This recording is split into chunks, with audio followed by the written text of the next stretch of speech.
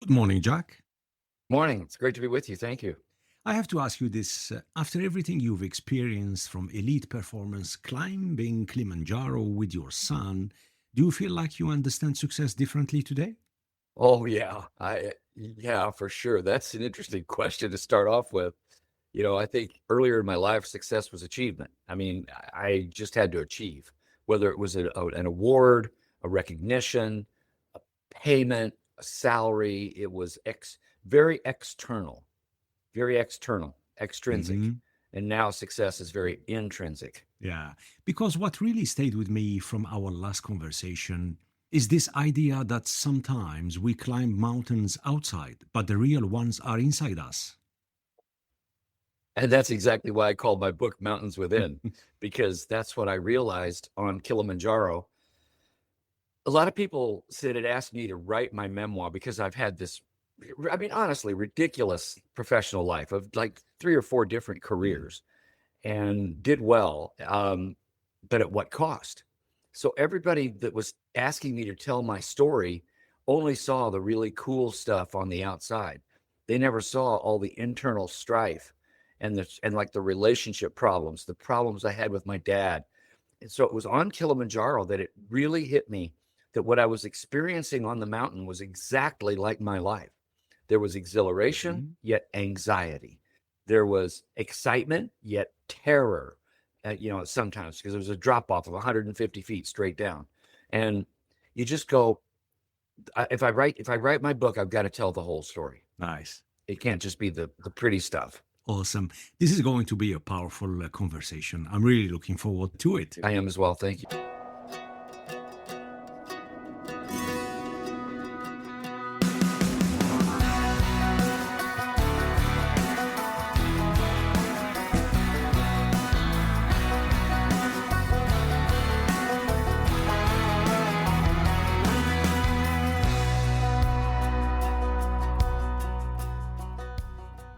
The following is a conversation with Dr. Jack Groppel, a pioneer in sports science and human performance and author of Mountains Within.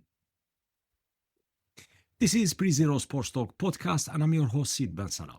Today's episode is very special. It marks our 100th episode, and we couldn't think of a better way to celebrate with this meaningful conversation with Jack. Thank you for tuning in and subscribing and supporting the show. Your support and financial contributions help us bring authentic voices, real stories, and conversations that go beyond the game. If you'd like to support the show, please check the episode description for more. Jack, welcome to the show. Well, thank you so much for having me, Sid. I'm honored to be with you. You had an extraordinary journey from shaping modern sports science to writing Mountains Within, which is a deeper personal story. So I'd like to start at the beginning. When you look back Okay. at your early years, what was driving you back then? Well, it was interesting. I was a very typical young lad growing up. Parents were middle income. There's a picture of my childhood home in my book that we didn't have significant means at all. Dad was a public school teacher, and mom worked early in my life. She worked at a shoe company with leathering and things, and then she became a bookkeeper. But my mom never had any college degree. My dad did, obviously, to teach in school. All of my family were farmers. We lived in a very small community, but everybody was farmers, grandparents, cousins, uncles, aunts. So we would visit their farms constantly. And I basically grew up on farms.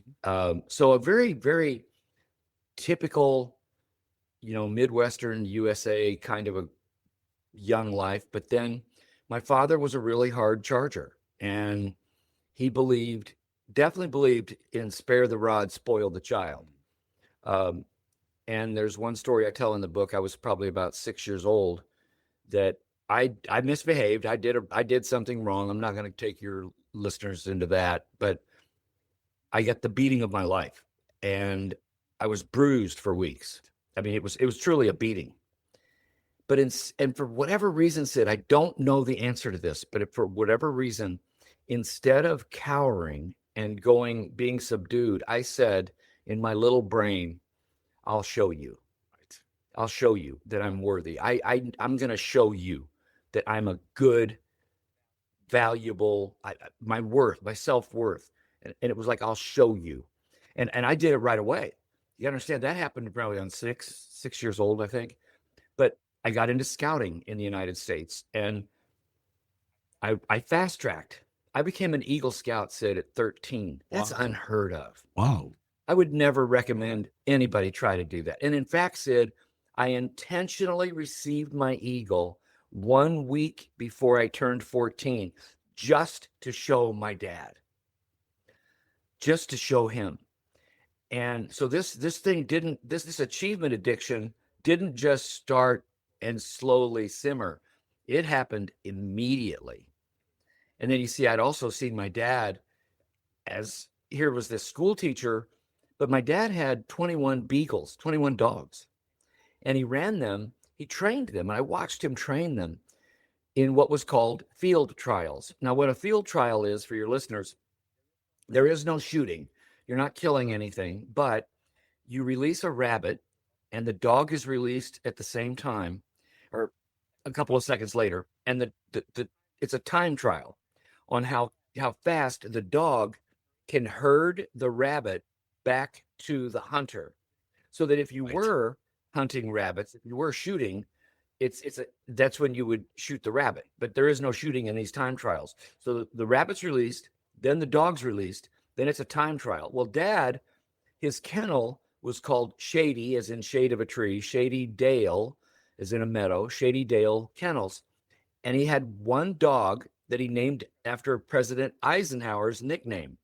So the dog's name was Shady Dale Ike. Right. Well, Ike became a national champion. Your listeners can look this all up. Ike became a national champion. I saw my dad beaming. There's a picture in the book of me at 5 years old of holding Ike's tail and my sister holding Ike's head with all of Ike's ribbons and trophies. And my dad was so proud of Ike. And here I am, my little brain is getting molded. Dad is so proud of all these accomplishments. And um, and then when I was 8 or 9, Dad decided he wanted to take a job in a little larger community. He couldn't take the beagles with him, so he had to sell the dogs. So now I'm seeing my dad sell Ike, which in my brain, that didn't make sense until we drove to Niagara Falls and we met with an owner across the border in Canada.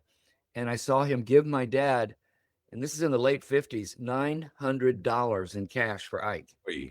Now that's the equivalent of $11,000 to $12,000 that's a in lot. today's money. That's a lot It of is. money. And that was my first entrepreneurial lesson. So here I am before I'm 10. I developed this attitude of I'll show you how good I Yeah. am. And I'm seeing the entrepreneur's thing of create something and sell it. And then it was like, okay, I was a baseball player, but I was good, but not great. But then they made me take tennis lessons, Sid. My parents made me take tennis lessons when I was 11, and I hated it. Oh, I it hated was it like because I a was a baseball punishment, player. or Well, I don't know. Mom and dad, for whatever reason, and they never were. I asked them this question, but they were never able to explain it. right. But here today, tennis is the sport for a lifetime. My mom and dad said that Right. to me. Here I am, 11 years old, and my mom and dad said, "We want you to take tennis lessons." And I'm kicking and screaming because I'm in my family. You either played football or baseball. Baseball, yeah. You didn't. Yeah, you didn't take up. And we lived outside of St. Yeah. Louis. So the St. Louis professional sports arena was just a mecca of just incredible sports. And but for whatever reason, I gravitated to tennis. I liked it. And then I met a friend, Bill Wicks, who's a dear friend to this day. I'm the godparent to his children. And Bill was a tennis player, and he invited me to start playing. So I liked it, had fun, but never had another lesson. But we would start playing. Now remember, my dad is such a hard charger. Alcohol was involved. I did everything I could to get away from dad. So suddenly, hunting, being on the farm with my family, tennis with Bill, these became my outlets. So I taught myself to play tennis. And I walked on. I didn't get a scholarship offer, but I walked on to the University of Illinois. And it's a Big Ten university here in the United States. And I walked on and made the tennis Yeah, team. yeah. But because I was walking on and my dad had to pay for the education, and I'll stop here for you can take more questions, but um, he made me study agriculture because our family, it wasn't like you're going to just study whatever you want if I'm paying for your education. So you got to get a viable education. So he made me study agriculture, and he thought I was absolutely nuts that I was going to walk on and try to make the tennis team. And I'll Fascinating, stop there fascinating. because there's Because listening to you, Jack, and reading your book, by the way, which is excellent, excellent, and we're gonna come back to the book. thank you. It's Thank you. obvious for me that your father somehow he did influence your mindset. When did you realize that you were trying to prove something instead of just enjoying the journey? Oh gosh. And to your point, by the way, my father was definitely both the Hmm. hero and And the the villain, villain yeah. of my story. You can't say that he was just the villain because it's easy. I get the beating and I'm going to show him. It's easy to think he's the villain, but he was also the hero because of this entrepreneurish example and the drive that he gave me. So I don't want to throw dad under the bus completely because he was both the hero and the villain. Um, but it was a long time, Sid, before I realized the root cause of the achievement addiction. I mean, I would honestly say it probably didn't happen until I was in my 40s Wow.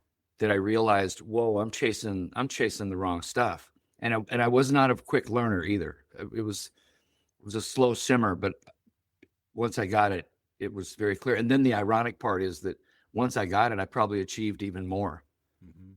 but I wasn't chasing Right, achievement. right. In your book, you open with this idea of a childlike curiosity. When did that Hmm. curiosity come from while growing up, Jack, especially in that environment? The farm, the Yeah, nature, the access to basically whatever you want to do outdoor. yeah. What a great question. The why, the childlike curiosity. You see, Sid, it's all I had. It's all I had. My sister was 10 years older. She wasn't going to hang with me too much, although she did raise me a lot, as you remember, and we can get there. But she was a huge Mm. influence when I was in my early 20s. But my sister wasn't around a whole lot to hang with. So I was basically an only child going to the farms. Yeah, I'd play baseball and we'd play sports, but I'd go hunting a lot. Well, you're by yourself. Well, tennis is an individual sport. You're by yourself. I think this childlike curiosity, I had to make it up. I in the book I talk about how I would make up baseball games and throw a tennis ball. I would play 9 inning baseball games against myself and throw a baseball against or not a baseball, a tennis ball against the porch, the Yeah, steps on the yeah, porch, and that it would be a ground ball or I had a carpet. Everybody's going to think I'm insane, but this is the childlike right. curiosity. You create your own games and you do your own thing. So I'm playing 9 inning baseball games against the greatest baseball players in the world in my backyard by myself. And it's interesting because if you, I don't share this story in the book, but I've never really told this. But if you throw a tennis ball against a Hmm. porch, you're going to get it bouncing back. But if you hit the edge of the Yeah, step, it it flies. flies over your Yes. head. Suddenly, that became a home run. Right, right. It's really interesting. And do you believe curiosity, since we're talking about this topic, can curiosity and pressure coexist, or does one eventually dominate?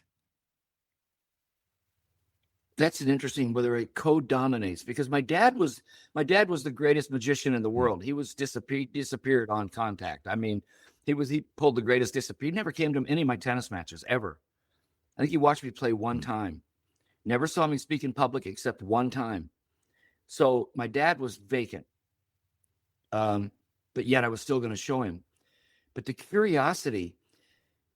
I mean, it's so funny, Sid. I have dear friends who know me well, and it's like I just ask questions. Still, at my stage in life, I still have this childlike curiosity, and it's like their standard line is Jack has questions. We know Jack has questions. Yeah, Jack has questions. Of course, Jack has questions. Well, I do, and it's similar. It's simple stuff that I can start asking questions about. But I think I'll have it until I'm gone. I think I'll always have, and if there's one thing I want to impart on young people, it's to have that curiosity, Yeah. to ask questions. And then I want to support them. I believe in mentoring, as you well know. But I think they can exist because they did in my life. But the curiosity, when you have to perform, the curiosity's gone. See, I was never curious during a performance. I was driven during the performance. So you had to be a little bit creative when you're performing, like problem solving in tennis to win a point, to structure a point. But that's not so much curiosity as it is experience. The curiosity can happen in practice, but when you're under pressure, I'm not sure there's much curiosity. I think then you're so driven that you're going to perform on demand. That's just, I've never been asked that question before. That's a great question. Yeah. And do you think, Jack, many high performers today, and we see them everywhere, are still driven by the same need of validation? Well, I can't answer for all, but some for sure.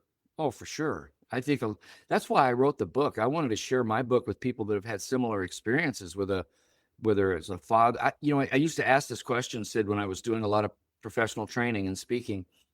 How many of you in this room have had someone in your life that you wanted to either please or you felt you weren't good enough, but you felt like you had to please them? Almost every hand in the room goes up. And you see, that's who I wrote the book for. See, at the end of the day, our own self-validation, it's not about validating how others feel about us. We have no control over how other people feel about us. We could be the greatest in the world and somebody still doesn't like us. See, I was just a young man looking for the love from his father. That's all I was. Yeah. But at the end of the day, I had no control over whether dad loved me because of my achievements. Yeah. You talk about early experiences. You explain growing up in a farm, hunting, nature, then tennis, travel, and exploration. At that stage, were you already chasing something deeper or just following opportunities? Well, I didn't know what deeper was. For example, my faith. Mom always took me to Sunday school. Mom was great, but Sunday school, I just liked the stories. I thought It's the like stories were the pretty catechism, cool. or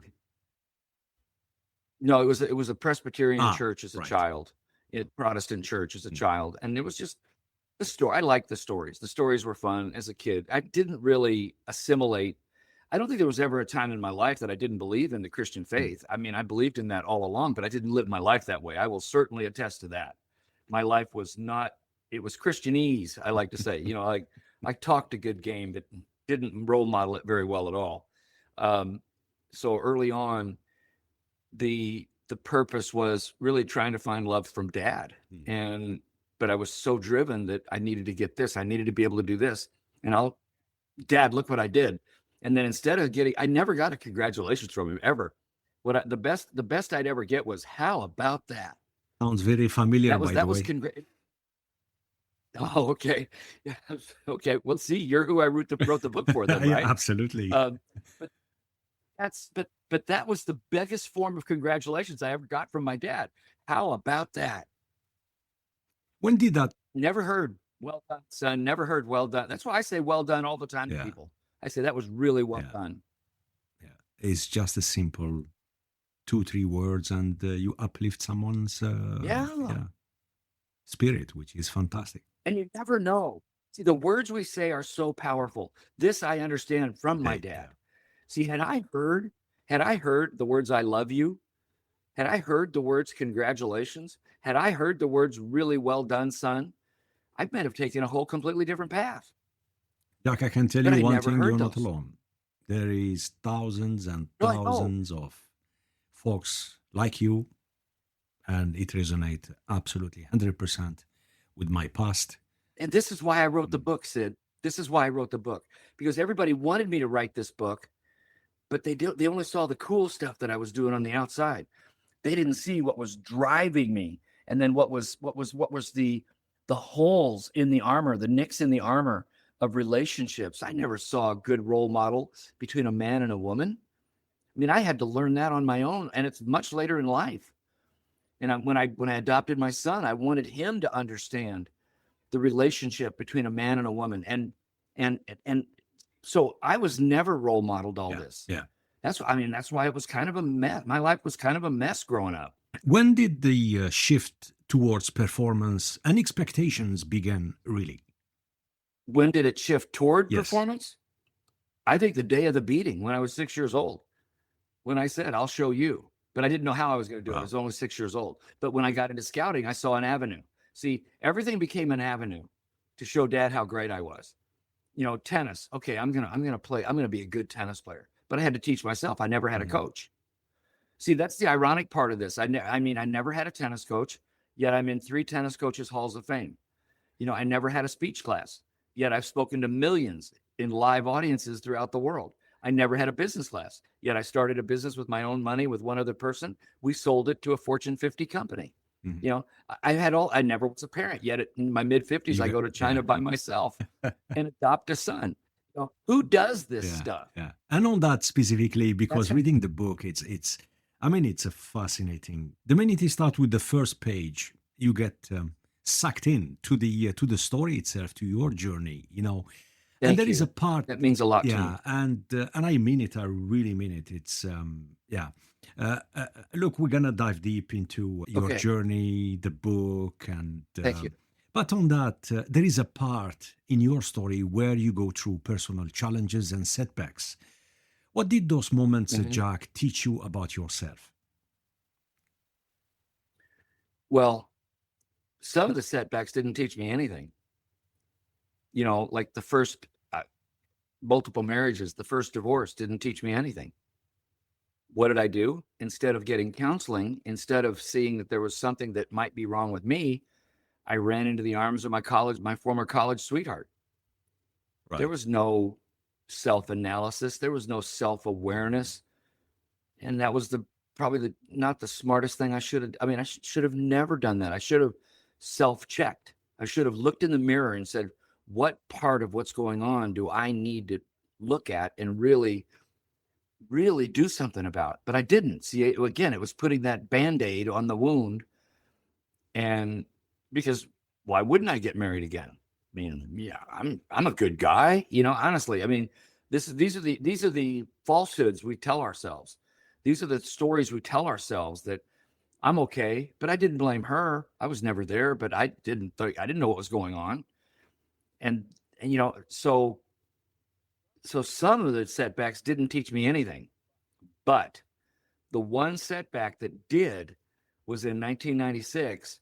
And here I'd been traveling all over the world. I was doing tennis clinics for the ITF, International Tennis Federation. I was representing the US. I was the founding chairman of the Sports Science Committee for the United States Tennis Association.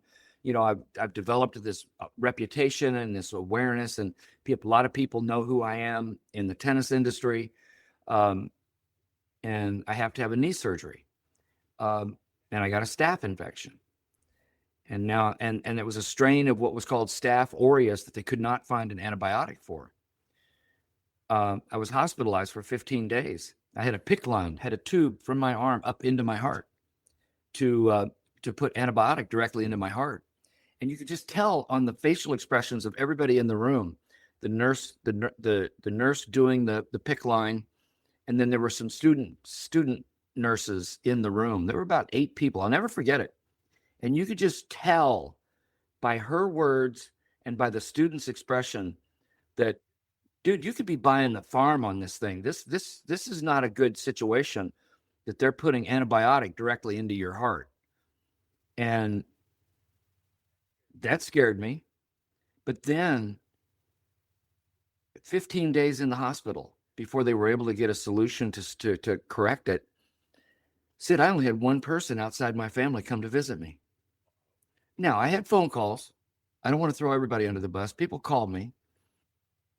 And then the fact that I only had one person outside my family, I just went, my gosh, this has got to stop. And I mean, and that was the first time I realized that, okay, a lot of people know who I am, but I'm not investing energy in people. And now I have no problem saying the words "I love you" to someone who's just a close friend, and they know what I mean. It's not romantic love, but I want people to know the love I have for people that are close to me. I want them to know how much I love them. And again, it's not romantic love, but how deeply I really want to invest in their lives. And it really means a lot to me to be able to invest in people's lives now. But that was probably where I hit rock bottom, was in the hospital for 15 days. And death is on your mind. Did that experience build some sort of resilience or reinforce the need to prove something? Well, it was the need to find truth, not relative truth, absolute truth. So I really started studying faith. Um, I started really examining my own faith. I tell my story in the book. I don't proselytize in the book. I just tell my story. But I read two books. I'll never forget it. And in fact, I have one of my books right here, and I'll read a piece of data. I read a book called God the Evidence, and I read a book called The Science of God. Now remember, why am I doing this? Because I'm a scientist. I know me. If I'm going to get something into my heart, it's not going to go from the reading to my heart. I've got to get it in my brain first, and then I can assimilate it, and then I could get it to my heart. So I did know that much about myself, that at least that self-awareness, that I was going to treat everything intellectually. I wasn't going to treat it at that point in my life. I wasn't going to treat it with empathy, because I didn't understand empathy. But I read the books, the God, the Evidence, and the Science of God. And then when I read this piece of data out of the Science of God, this is a quote: one constant has to do with the energy of the Big Bang. If the energy of the Big Bang were different by 1 part of 10 to the 120th power, there would be no life anywhere in the universe. And I went, oh my God. So as a scientist, I'm going, whoa, wee man. Wow. And then I read a book. Then remember, my mom had always taken me to a Protestant church, and I enjoyed the Sunday school. So I read a book by Lee Strobel called The Case for Christ. And that got me on a mission to start getting more connected. And then there was a pastor by the name of David Lovelace. He was the senior pastor at a local church, and he took me under his wing. And by the way, this is the role of mentors. He took me under his wing, said he didn't know who I was. He's got all these men that have been Christians for years and years and years. And he's got this guy in my 40s, and I'm just like a lost soul. But he knows I have this thirst, whatever it is, this thirst, coming back to the childlike curiosity. I had this thirst, and he took me under his wing. I mean, why? What did he see in me? I have no idea to this day what he saw in me, but thank God he did. And then I became baptized, and then that was really, I mean, monumental for me. But then going to China 10 years later to adopt my son was just, that was Yeah. by myself, was just the icing on the It's cake. interesting because yesterday was the Easter Sunday, and I Right. wrote a piece on Substack, and just kind of reflecting on the whole Holy Easter, put it this way, from Palm Sunday all the way leading to yesterday. And I wrote a piece, and a part of that piece, it's science and faith, how versus why, you know. And it's interesting you're talking about Big Bang, and it's something that really fascinates me, Like I started that segment with a common assumption today is that science replaces faith. That is not accurate. Science explains processes. It answers how the universe develops, how matter behaves, and how life evolves.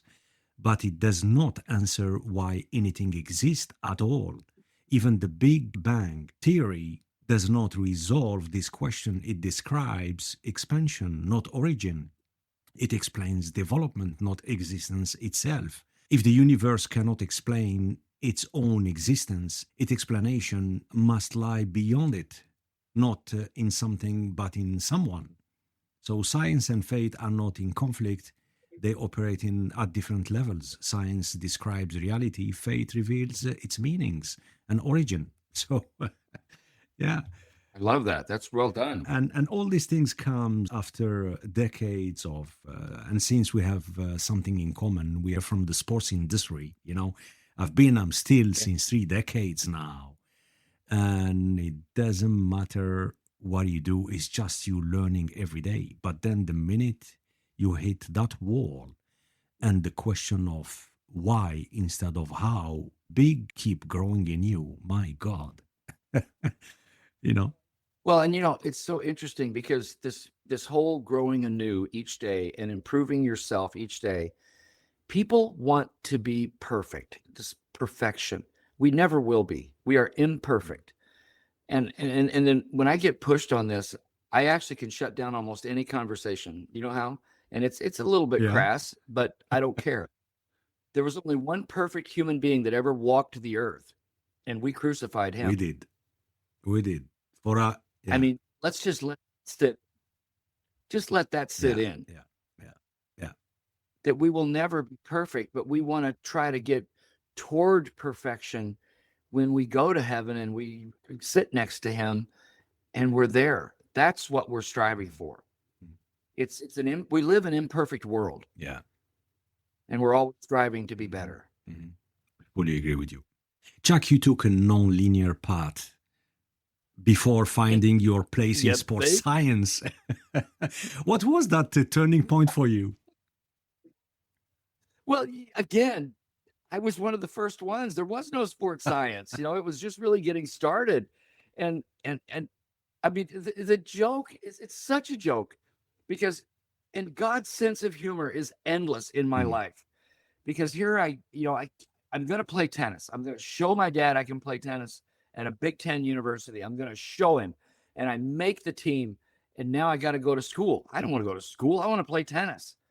And school's hard. I mean, this is a Big Ten university in agriculture. It's a world renowned mhm. university. School's hard. Yet all I want to do is play tennis. And and but I get my degree. I made the team and played. I had a lot of fun playing tennis and traveling and getting to play against really good schools and just great. My tennis life was just fun. I was never the greatest in the world, but I was fun. I had fun playing tennis. And then I graduate. Okay, I got a degree in wildlife biology. Mhm. Okay, I applied at every national forest, every national park service in the United States. I can't get a job. All the hippies got all the jobs, Except Sid. you. Yeah, I wasn't a hippie at the time. I was a pretty straight Yeah. laced kid. I wasn't too, uh, I was a normal kid. Not, I wasn't wild yet. I got wild later. Um, and so I got my degree, applied, couldn't get a job. I got one job offer. And you got to, let me step back for your listeners just a second. And this is all explained in the book. When I was 16, my father wanted to build character in my life. He made me work he got a job for me at the National Vinegar Company. Well, one of my jobs was to climb up into 50,000-gallon vinegar, big Okay. barrels, vinegar vats. And I had to climb down in it. Now, you're immersed in Oh vinegar, my God. and I had to wash the walls down because the smell was just Wow. overwhelming. You have to wash the You walls had to down wear a and get mask down, and then or you got no, we didn't have masks in those days. You have to water the walls down, and I reeked of vinegar. It was in the pores of oh my my skin. God.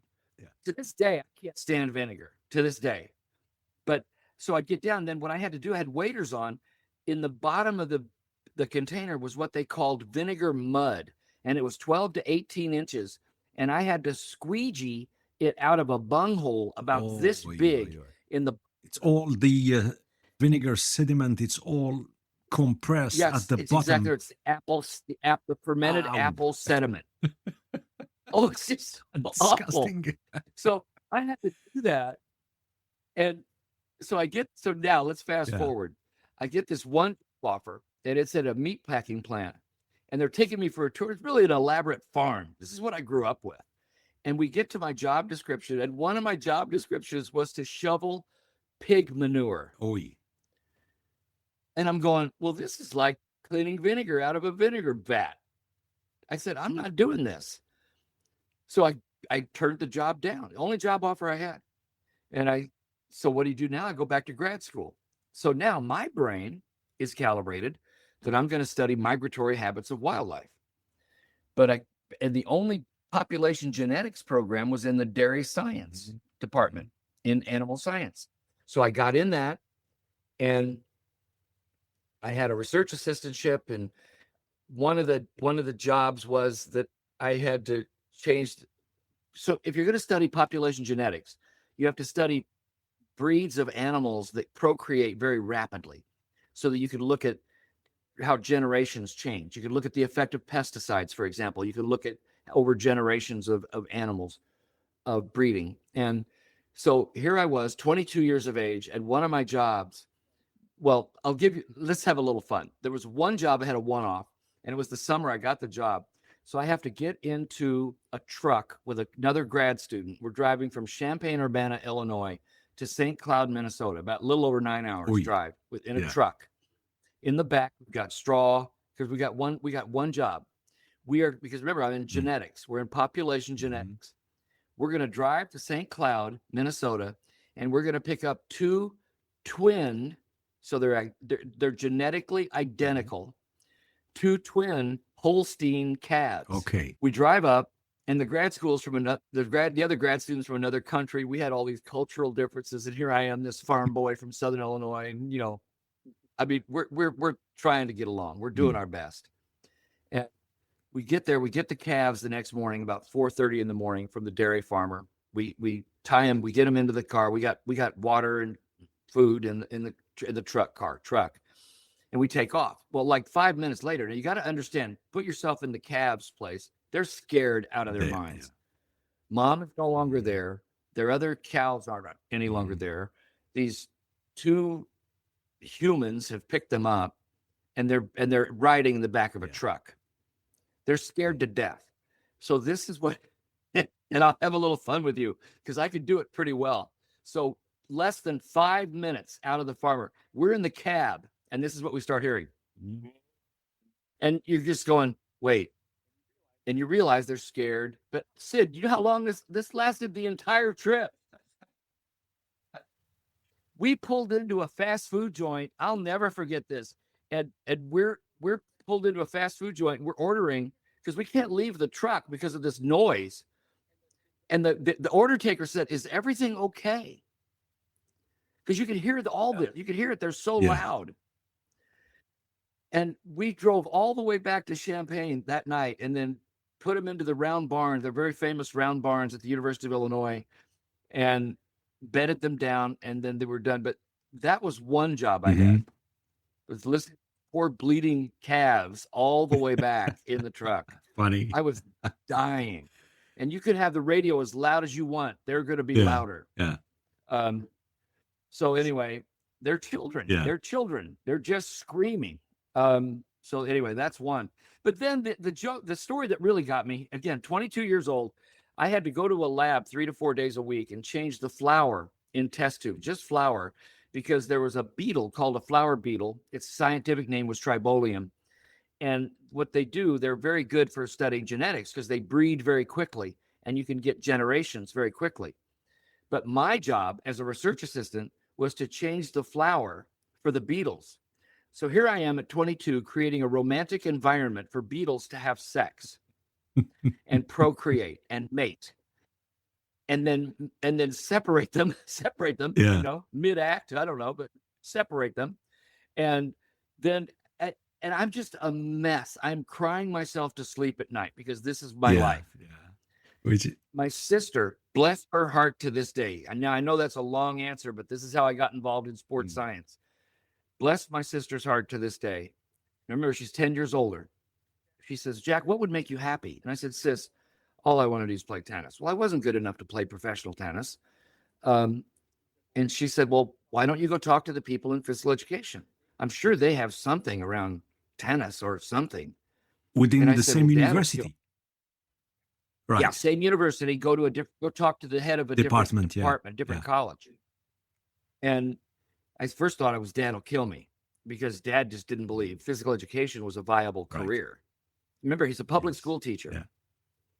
He just thought a PE teacher was, you roll out the ball. Yeah. He had no idea. Yeah. That was his experience, his lens. And I just knew that that would not go pretty if I told him that. So she said, Jack, you don't know. My sister, I mean, God bless her. She said, you don't know what you don't know. Go ahead and go talk to them. Just talk to them. So I made an appointment. The department head met with me, and I knew within seconds it was the right decision. Wow. He started, I said, do I have to be a PE teacher? You know, and I'm holding my head like this because of my thinking dad. about your dad. Yeah. He goes, he said, no, you could be a coach. Right away, I lit up on that one. He goes, you could be a coach, you could be a consultant, you could go into industry. Corporations are getting more involved in fitness and education. He said, I think what you should do is you should you should take some classes and see. But there's all kinds of different careers. And he said, how does that sound to you? And I said to him, his name was Dr. Rollin Wright. And I said, well, Dr. Wright, I'm so honored. This is so great. I don't know how I'm going to pay for it because I don't think my dad is going to support me. And he said, did you say you played tennis here at Illinois? I said, I did. He says, all right, well, I need somebody to teach my tennis activity classes. Here's what I'd like to do for you. I'm going to waive your tuition and fees. Wow. And I'm going to give you a small stipend. Would that help you? And I'm just going, thank you, Jesus. You have got to be kidding me. I mean, I was in tears. Walking out of the room. And but he said, but you know, you really have to see if this is the right place for you. So you're going to take human cadaver anatomy, which was a little bit off-putting the first time I saw a dead body that I was going to actually dissect. You know, we were going to be doing dissection of a person who had donated her or his body to science, and exercise physiology and kinesiology, the three hardest courses. I had to take them. I fell in love with it, and I got straight A's. Fantastic. Now, at the end of that first semester, I can see this happening. Dr. Charles Dillman, who I talk about in the book, he said 17 words to me that the University of Illinois, I was a distinguished alum last year, Sid. That was the greatest honor of my life. It's becoming a distinguished alum at a Big Ten at Illinois, which is where I played tennis, and so much of my life was molded there to become the distinguished alum. Anyway, they said 17 words. Chuck said 17 words to me. He said, because he knew my background in tennis, he goes, if you apply yourself, you could one day become a pioneering leader in the science of tennis performance. And that was all it took. I created my own career. I just knew the one word that hit me then, Sid, and I think this is important for people, is quality. Whatever I did had to be the highest quality possible because I'm going into a field that really is new. No one was really doing this in tennis. It had been the former Soviet Union and the former Eastern Bloc countries had been doing quite a bit, some of it illegal with ergogenic aids and steroids and things.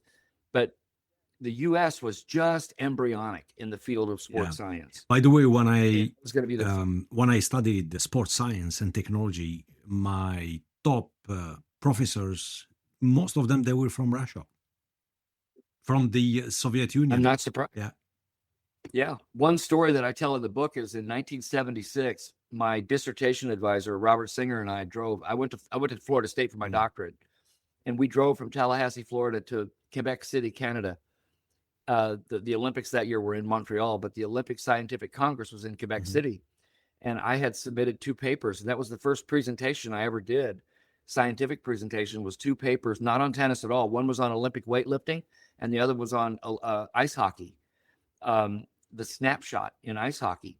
But in Quebec City, Bob Singer, who's world-renowned in sports psychology, we get to spend an evening in the hotel suite of all the Soviet scientists. And one of them was Dr. Zatsiorsky. You could look his name up. Probably the world leader in sports psychology. Yeah, that name is familiar. Yeah. And so Zatsiorsky's in the room. Wow. And me, Bob Singer, who was the president of the International Society of Sports Psychology. And we have to have a translator. So, because none of us can speak English, and I can speak Russian, and they can't speak English. So we have a translator, and they smuggled in vodka, and so we've got these metal shot glasses that are all iced and refrigerated, and we're just downing shots of Russian vodka, like they say. And I mean, like they say, "Na zdraví." Yeah. Yeah, that's what they were Cheers, saying. Nazrabi. Yeah. It's And familiar. Yeah. Yeah. it's just, I can see it happening right now. We're in this hotel suite, and we're just downing shots. My And they brought God. caviar Yeah. and the stories, the laughter. Mm. It was just Yeah. amazing. So yeah, so here I am, this young kid, and I'm being exposed to the top sports scientist in the world. Yeah. Um, and it But was just an amazing look, situation. look, listening to you, number one, let me say that. Number one, shout out to your sister. Yeah, Oh wow. that's yeah, a shout out to her and to the professor Yeah. who told you, Jack, you could become a pioneer, you know. And I think Yeah. that was the turning Ruth point. Ann. Yeah, really. Ruth Ann is my sister. She was able to come to my book launch in Mm, January, bless her. and I'm so glad. It was as I she's 10 years older than I, and she got to meet some of my closest friends here in my new community. And yeah, you got me tearing up a little bit because um, she just means so much to me. Mm. She was the first real mentor, you know. Here we go. And then Chuck Dillman, had all these people take a chance on me, Sid. Mhm. Why would Chuck Dillman say that to me? He saw something in me. He saw this curious kid who cared about doing something and being better. So he encouraged me. That's all it was. See, this is, if there's one thing I want Mm. people to understand, when you encourage someone, you have no idea the impact you might have on that person's life. Yeah, I agree with you. It will resonate with so many folks out there. You know, we need a mentor. We need someone. Everyone need. Look, this is beyond mentorship. We need someone to tell us, "Hey, you have these qualities. You are talented." You know, and it's not the speech where we hear often, believe in yourself, because quite often it doesn't mean anything. You know. Yeah, but again, shout out to your sister and to the professor who told you you could become a Yeah. pioneer. And I read it in the book. I don't want to give so much because people need to get the book and read it. And trust me, folks out there, my listeners, you will not be disappointed. You know, again, mountains within. And in the book, particularly, that moment feels like a defining shift for you, Jack. Why did those words, and you explained just now, but if we go deeper slightly, why those words land so deeply with you? Yeah.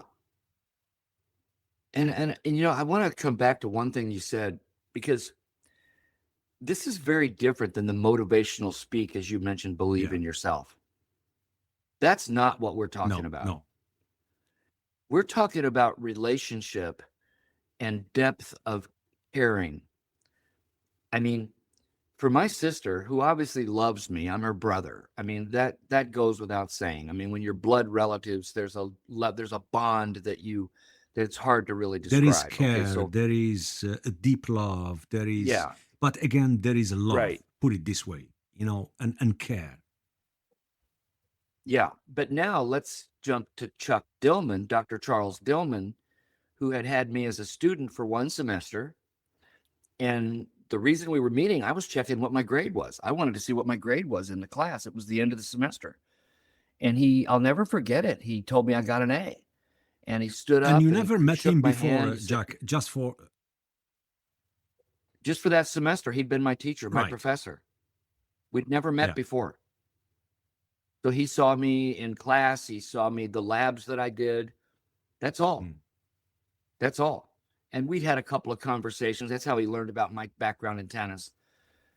And I think the projects I did in class were about What did he tennis. see in you And particularly, Jack? Sorry to cut you. I'm just curious. I'm yeah, just, I don't yeah. know. I don't know. He took me under his wing, though. He believed in me because I think he saw a young man who had this desperate yearning to be involved in tennis, because all the projects I did in class were Mm. about tennis. Whether it was the musculature involved in a forehand drive, or the ground reaction Yeah. force, which was just starting to be understood, in how you create force. And everything I wanted to do was apply it to tennis. So he knew I had a love for tennis. And he knew that I had half intelligence. You know, I wasn't the smartest. I definitely wasn't the sharpest knife in the drawer, Sid. I mean, I worked really, really hard. Um, I definitely was, I think the curiosity helped me have a little bit above average intelligence, but as just general intelligence, no, I was definitely not the sharpest knife in the drawer. Um, there were a lot of people that were a lot sharper than I was, as far as natural acuity with brain acuity. But maybe what you But I had, just had curiosity. maybe what you had, it's that love and experience as a tennis player, you know, and how you can correlate or what you are studying in the classroom from science standpoint could be biomechanics. I'm not sure if you did that or look, I'm just trying to picture here. I think you had an edge for being a tennis player and that helped you. Maybe I'm wrong, but No, I don't think you're wrong at all. I think you're right. And I think what Chuck Dillman did, I mean, again, let's come back to the influence that someone has without knowing they have it. He was my professor. I really liked him. He's a very smart man. He became, by the way, the first head of the sports science program for the U.S. Olympic Training Center. So Chuck was the sharpest knife in the drawer. And I'll never forget it. He told me I got an A. He got up from his desk and walked out toward me and shook my hand. Now, we'd never shaken hands before. He shook my hand and he said, "Yeah, you did a really good job in class this year." And then it was like he didn't miss a beat. He goes, "You know, if you apply yourself, you could become a pioneering leader in the science of tennis performance." So there was no big dramatic buildup. That's the point that I want to make to your listeners, that a simple relational sentence can literally change someone's life. It did mine. Right. Again, the mystery or the triggering part is in a very short period of time. I want to know, maybe not, maybe we will never find out. What did he saw in you in a very short period of time? That's the question, which is fascinating. I think he saw. As we mine this, I think he saw the curiosity that we spoke about that earlier. I wasn't just going to settle. That I wasn't just going to settle. It wasn't about, and I think he saw quality. Okay. I don't think he saw that I would just fast track. I would just skip steps to become quote unquote famous. I think he saw that I did quality work, even though I didn't know what I was doing some of the time because I was new. But he saw the curiosity combined with the quality of effort and then the outcomes that I was able to create through the curiosity and the quality of effort. And I think that's what it was. That we should write an article about that. Yeah. Because I honestly think that's what he saw. Yeah. Yeah. In me. The curiosity, the quality, and then the outcomes from the curiosity and the quality. Well said. Yeah. That's what it is. That's what it is. I'm glad we got that recorded. Yeah. Jack, you worked with elite athletes and organizations around the world. What fascinated you most about human performance? What fascinates me the most, and still does to this day, human beings are just, we're biological organisms. You know, I don't care if you're skilled at, you could be skilled at accounting, you know, okay, so athletes are skilled with physical prowess and performance prowess, but they still have the same problems. Everybody has problems. I affectionately like to say that rich athletes, they have the same problems as you and I. They just arrive in style. Yeah. I mean, that's true, right? So the idea, though, that a world-class athlete or somebody that's in the public eye, their big problem is trust. To see, and rightly so, because people want a piece of them. People think that this is my ticket. You know, I get to work with this world-class athlete. This is my ticket. And I won't lie, when I first started working with athletes, I went, oh my gosh, this is going to be huge for my career. And They're not really. Nothing's really that big. Everything you do is just another brick in the building you're building. Whether you're whatever it is you do, there's nothing that really, I mean, and I've done a lot of really, really huge things in my career. None of them just set it off. It's just another brick in the building. It's just another brick, you know. But I mean, I had this I'll never forget it. It was in 81, I think it was. I can't remember the exact date. But the very first big name world-class athlete that I was going to work with, it came through the back door. It came through an orthopedic surgeon that I'd been working with. And he was a tennis person. And I get a call from him. He said, Jack, I'd like you to work with one of my patients. And I said, okay, what's going on? He says, well, my patient, he's not going to tell me who it is yet. He says, my patient has a tennis elbow. I'm operating on him, but I think he might need to change his technique on his serve. And I was the only one really doing high-speed film at the time. Well, Vic Braden was, but not with the level that I was doing it, where with medical rehab and technique change to that point. Vic was doing great work, but it was a little different than what I was doing. And I said, yeah, I can do it. He says, so can you fly to Hilton Head, South Carolina? And I went, well, when? Because I'm a college professor. I'm also the men's tennis coach at the University of Illinois. I mean, I've got obligations.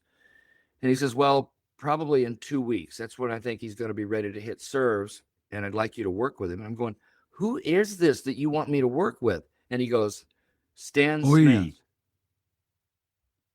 Wow. Now, for your listeners that might not recognize that name, Stan was number one in the world. Yes, he was. Yeah. And literally one of the biggest legends in the game at the time, he and Arthur Ashe. And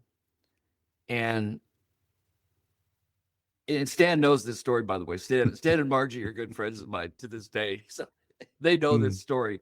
And it's really quite funny. I was so nervous because I can't screw this up. I mean, this is how my young brain, and I was in my late 20s at the time. Yeah, late 20s, close to 30. And they're telling me, yeah, you're going to fly to Hilton Head, South Carolina, and you're going to go. And Dennis Vandermeer, who was a world-renowned tennis teacher, we'd become acquaintances, not friends yet. Dennis and I became friends, but not yet. But I called Dennis because the weather wasn't supposed to be very good, and he had covered courts at his facility. And I called Dennis, and he wasn't going to be on property, but he allowed me to use his covered courts with Stan. Because everybody's going, well, Stan Smith's coming over. Okay. So now I've got now you got to understand, this is high-speed 16-millimeter film, Sid. You cannot screw this up. Like the F stuff, you could overexpose the film or underexpose it, and now you have nothing. And I'm going to get the films developed overnight. And I mean, it's just crazy, all this stuff that I'm doing. So I fly in, I meet Stan, one of the nicest human beings on the planet. And we take the films, get them developed overnight, and we spend some time looking at the films, and we spent a lot of time together then after that. We got to know each other very well, and I was able to help him. But that was the very first big name athlete I ever worked with. But I was a mess, man. Yeah. I was a mess. Yeah. I love that story. Really love it. Jack, in your opinion, with your experience, what separates top performers from the rest? Well, it's multifaceted. It's not just one thing. It's, a lot of people think drive. Well, drive, yes, it's very important, but everybody has drive. I mean, you could have anybody having drive. So, sense of purpose on why, again, but not everybody has that. I mean, some people have a very warped sense. Like I've worked with world-class athletes that their sense of purpose is very warped. And so they'll cheat. This is the athlete that would cheat. They'll use drugs because their sense of purpose is warped. Extremely talented, obviously, or they wouldn't be able to do what they do. But character is key for the best of the best. If you're really going to be the best of the best, like you start naming the best of the best, Yeah. Do they have nicks in their armor? Of course they do. Like the Michael Jordans of the world. Okay. We know there's stories. Okay. The Wayne Gretzky's of the world. Yeah. Okay. We know there's stories. Okay. But when it comes down to their performance, when you got the combination of the talent, the drive, the character, the sense of purpose, the the the need, not just willingness, the need to excel under pressure, that's different. See, and think about I tried to choose my words carefully. The need to excel under pressure. It's not even about you're going to beat me. No, it has nothing to do with that. There's a need to To excel excel. under And the pressure. unknown, because at the end of the day, competing or racing, whatever sport you're doing at the high level, there is zero guarantee that you're going to cross the finishing line first, that you're going to win the match, that you're going to be on the podium. There is zero guarantee. You know, one day you get it right, the next day you get it completely wrong. And that's the beauty. Yeah, see, you have no You have no control. control over Absolutely. the Yes. outcome. Yeah. That's You could play the match, you could play the tennis match of your life and still and lose. lose. Yeah. You could play the basketball game of your life and still lose. But you do have control over how you think, Mhm. how you move, and how you handle situations. In tennis, how you strike the ball. In basketball, how you pass, how you see the basket, how you move, how you set a screen. You're in total control of what you do, but you're not in control of the Of the outcome. results. Yeah. And the greatest in the world are in 100. They have this incredible drive to excel under pressure. Notice I didn't say to win under pressure, to excel, because they know that if they've put in the effort, they increase their chances of winning every time they go out there. You know, there is one question quite often I ask top athletes, and it's the same one. Are you satisfied? Are you satisfied with what you achieved? Are you going to ask me that? Are you? And quite often there is no answer. Believe me, 90% there is no answer, or it's like, I don't know, you know. And I would like to ask you the Well, same, see, Jack, with yeah. your working with Stan, for example. Did success feel satisfying for you, or was there something lacking? Let's use that as an example. That's perfect. Early in my career, I'm working with the #1 tennis player in the world, literally one of the greatest legends to ever play the game. I was able to help him. Was I satisfied? What I was satisfied in that moment was that I was able to help him. It wasn't satisfaction about, oh, look how famous I'm going to be. See, I had no control over that. You don't think about that, I I think. only had control. I don't think so. That's my point. See, I think a lot of people misunderstand that. You think satisfaction comes from celebrity status or how well you're known, but it's about the moment. It's about the moment of satisfaction. Are you satisfied with what you did in that moment, win or lose? Like I've worked with great tennis. So this is a good story, I think, for your listeners. I've worked with world-class tennis players, and they get their heads handed to them. They lose a match like 6-2, 6-2, and they'll walk off the court, and you don't know what to say as a coach or as a consultant, and you kind of give them the fist bump, and you go, "How you feeling?" And I will tell you, the coolest answers I've ever gotten, and I've gotten this many, many times after a bad loss, is, I really played well today. I was just missing by that much. And then they go on to win a Grand Slam tournament like 2 weeks later, because they didn't take that defeat as a nick in the armor. They took that defeat as a learning process that, hey, I was so close today. I'm getting better. I mean, it's like you could just see this little twinkle in the eye that they didn't take the loss as a negative. They took it as a growth opportunity, and that I'm so close. That to me separates the great from the good. Yeah. Yeah. Because in our career, we often ask, when do we ever pause or hit that pause button? You know, I always ask that question when I was hosting major events, almost 90 events a year. And I did that for almost 6 years, you know. And you always ask yourself, what's next? What can I do better? You know, when you know by default that the previous event is successful, like you ticked all the boxes, you know, what's next? And it's the same thing with top athletes. You achieve your maybe your first major tournament or event or whatever, you know, and you keep winning. And then at some point you ask yourself, okay, what's next? It's um, it's a very we live in, and I fully agree with you that you never ever think about when I'm gonna become a superstar.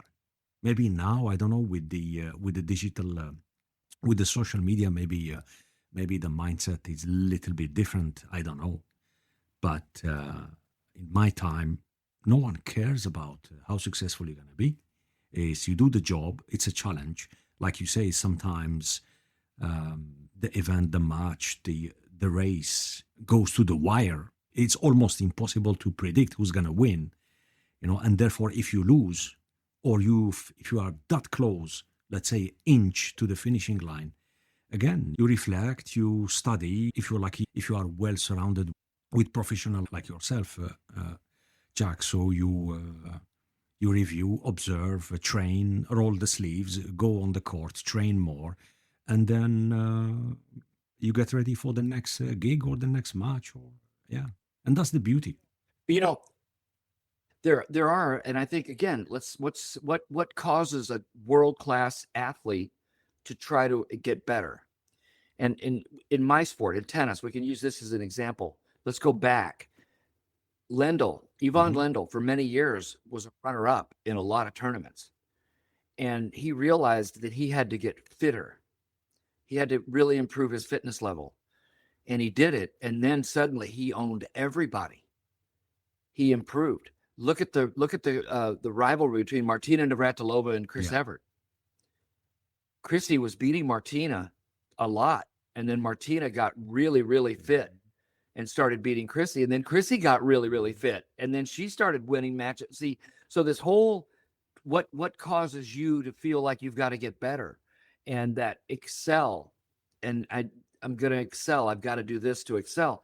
Today in tennis, we have this rivalry between Sinner and Or Alcaraz. if we And go it's a a little bit, beautiful rivalry. or if we go a little bit back, like John McEnroe, Pete Sampras, and Yeah. what was the other one? Agassi, Agassi, Andre Agassi. Agassi, Yeah, Chang, and Tang. and that was the French player. What was his name? Ah, Well, yeah, Yannick Yannick Noah. Noah. Yeah, it. I mean, Yeah. and these guys, for I don't know. For me, maybe it was one of the best period in tennis. You know, uh, but Well, it was. I mean, when you think about the Borg era of coming out and then suddenly, the armchair coaches say Borg's never going to be able to mm, play because of this forehand he uses. It's really unorthodox. Well, seven French Opens and five Wimbledons later, or six French Opens, I can't remember how many, but five Wimbledons in a row, he did yeah. pretty well. I mean, so the armchair coaches are they start criticizing because of a technique Mhm. difference, and then you see Agassi, who has some problems, personal problems, falls off the tour, but then fights and You gets get back to yeah. number one in the world. What a comeback story! And then the Michael Chang story, where at 17, he comes from 21 in the world to win the French Open. Um, I mean, there's just all these stories of what the path was to excel. And it comes down, I mean, it really does come down to what we said earlier, being able to excel at the right time and understand that pursuit of excellence and getting better Mm. of what you're in control of, getting better at what you're. I love to say to athletes I work with today, control the controllables. Whatever you're in control of, get better at it. Yeah, yeah. Whether it's movement, your fitness, your mental toughness, how you strike the ball, whatever it is you're in control of, get better at it. Mm. Yeah, yeah. For sure, we're gonna come back and talk again about the actual tennis players, the stars that we know today, and Yeah. God, how much pleasure or entertainment we we got from them. So yeah, and I it's keep know. going, and it's not only with the men, the ladies. It's fascinating. It's Oh, I love. the ladies' game is Yeah, incredible it right is. now. It is. It's fantastic. Really love it. And the beauty as well. It's they inspire young girls. To play tennis, to join a club, a team, and which is fantastic, amazing, really. Yeah, they And really it's do. and it's a one of the Yeah. hardest sport. It's one of the hardest sport, and there is no guarantee that you will not get injured. So Yeah, that's right. yeah, yeah. Well, especially changing, court surface levels, movement is different. The athletes are bigger, faster, stronger than they've The ever been. equipment. Yeah. And that was the blessing that I had, was to be involved in all that, because when I got involved in sports science, I mean, I was able to work with companies about equipment Mhm. design and with shoe design. And suddenly then I'm involved in the fitness training of the athletes and the nutrition of the Nutrition. athletes. And I got to see all that transformation Yeah. of training, and the whole psychological edge that was brought into it from a sports science Mm. perspective. And what a joyful time to be in sports science when I was really involved in it. It And was really and Jack, fun. after a serious tennis injury, do players often do they have to change their technique post rehab? Sometimes. Oh yeah, Right. sometimes. I mean, you know, it sometimes doesn't have to be too Mhm. drastic, but yeah, I mean, with Stan, for example, Stan Smith, he was kind of over supinating back in Mhm. here, and we weren't able to see that with the naked eye, but in high speed film, I could see Right. it. So I was able to work with him on calming down this and not getting him to over supinate in the back here, and it took all the pressure off his elbow. Right. Yeah. So that's a minor technique change that we were able to Mhm. see. Um, there's minor things you can see all the time. Mhm. Mhm. And that's why all these professional sports teams now have all these mega $1 million video Yeah. budgets. Remember when I was doing this, there were no video Yeah. budgets. Video didn't We exist, did. Sid. Yeah.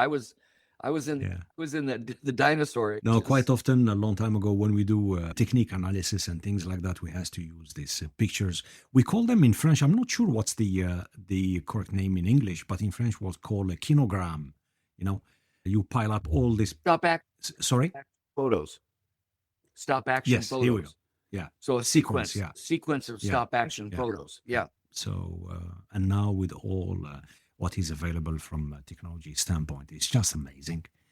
Oh, it's It's incredible. incredible, yeah. Yeah. Jack, you made the bold decisions in your career, including giving up tenure, which for many represent security.